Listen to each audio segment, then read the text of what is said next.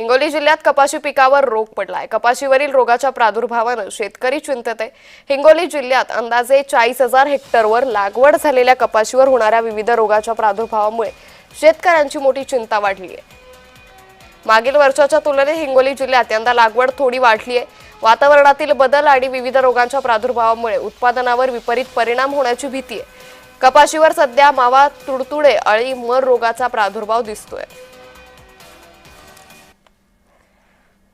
कापसाची लागवड करून 40 ते 45 दिवस झालेले आहेत आणि या पाऊस काळ कसा आहे जास्त होत आहे आणि मधामध्ये 10-15 दिवसाचा खंड पडत आहे। त्याच्यामुळे हे रोगराई जास्त धावत आहे आणि या कृषी केंद्रावर जे औषधं आम्ही आणत आहोत 8 दिवसाला फवारणी चालू आहे। औषधं आणायलो परंतु त्याचा काय आम्हाला बराबर परिणाम दिसना झालाय। महागामोलीचे औषधं हे जरासं कृषी विभागाने याच्याकडे लक्ष देण्याचं मी विनंती करतो। सध्या कापूस म्हणजे वाढ झालेली आहे, पण त्याची कसं वाढ व्हायची आता ज्या प्रमाणात त्याला फुलपातं लागाय पण त्या प्रमाणात लागलं नाहीये फुलपातं। ते फवारणी आतापर्यंत 3 ते 4 फवारण्या झालेत, तरी पण कापूस म्हणजे आता कापसाचं उंची एवढीच आहे।